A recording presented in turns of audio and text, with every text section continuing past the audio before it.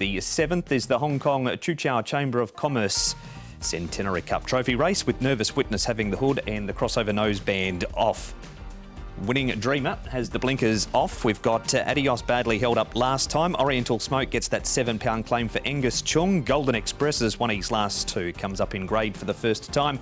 Street Scream has his first start in around 8 weeks. And Sunny Boy is a 19-start maiden in this grade. Now the speed map here, Tom, has Nervous Witness rolling to the lead from barrier 9. We missed the start last time out, and that completely changed the whole complex of the race in the end, that he lined up and that Victor, the winner, was able to lead in. So whether he jumps cleanly, he's put in two unacceptable performances in his last two starts now.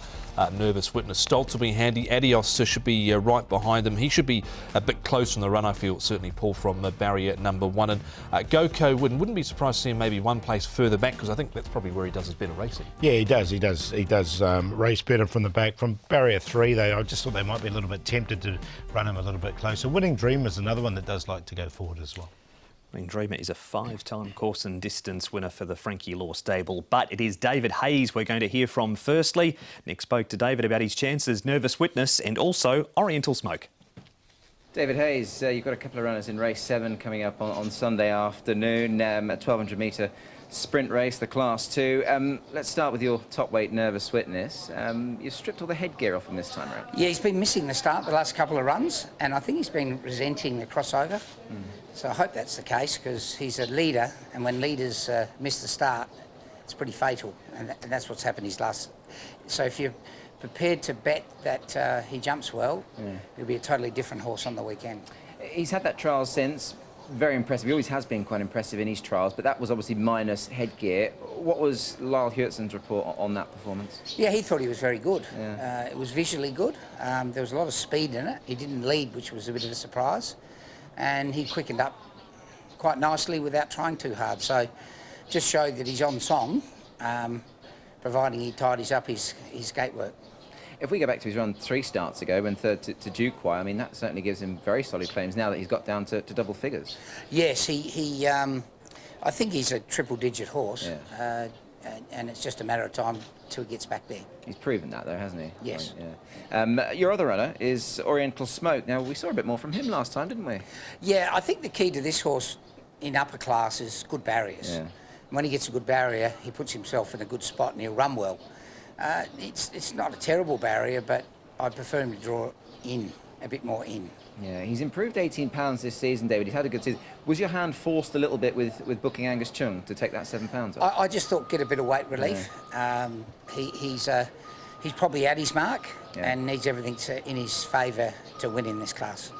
He's had a busy campaign there, hasn't he? I mean, a 3-time winner from 10 this season, certainly not bad going. Yeah, and look, apart from just recently, always in the money. I think he's won $4.5 million this year, so he's been pretty good. Yeah, he's done a super job. And your horses are doing a great job as well. They've certainly showing their hand of late. I thought Lucky Encounter was quite impressive there recently for him. Really happy with him. He's a horse that I think's got a lot of upside. He sat off the pace and finished strongly and won pretty well. So more to come, we hope. David Hayes there, and we're going to stick on that replay you saw during the interview, Tom, with David, with Nervous Witness and Oriental Smoke already talked about. Goko Wynn's been holding his form OK, winning Dreamer on the outside, Carroll Street, but there's a very unlucky runner by the name of Adios here in those yellow and blue stripes. Yeah, and he just got so far back last time out from that draw that he had of barrier number 12 and just couldn't get clear in the straight. So he was pretty much untested over the final stages here. Adios, you can see Victor, the winner, up front here with the Carrying horse there on the outside. How deep is your love, Paul? We know he's come out of this race and performed, but look, you can see Adios behind them. The Nervous Witness dropping out of it. Goko Wynn was a good enough run again too. Yeah, he ran well, and look, you're right, everyone sort of saw that one with Adios once he got into the clear. He's a recent winner on the all-weather, but we know he performs well on the turf as well.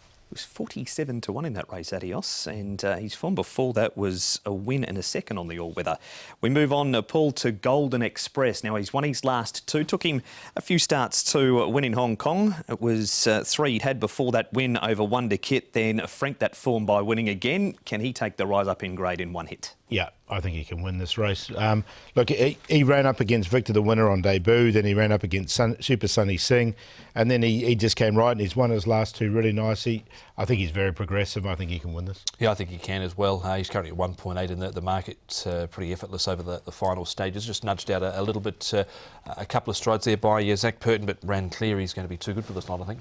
Just on Zach, Tom, we've got around 20 meetings to go for the season. The record is still a possibility. We're going to see the graphic now of what Zach needs to do and how many winners per meeting. In fact, that's coming up after Golden Express. Yeah, and you can see that he's won the two of his 5 first starts here, but placing another couple. He's only missed the top 4 on the one occasion, Paul, and that was when he was 5th behind Not Usual Star. Yeah, so he's come out of some really strong form races, and he's just gone on with it now, so that's good. And here's what Zach needs to do to break that record, and it's more than possible. Yeah, he's got 44 wins that he needs to produce, which is just over 2 wins a meeting required. He's had 19 winners across the last 10 meetings, currently sitting on 127. Of course, the record, Jay Morera, 170 back in 2016-17.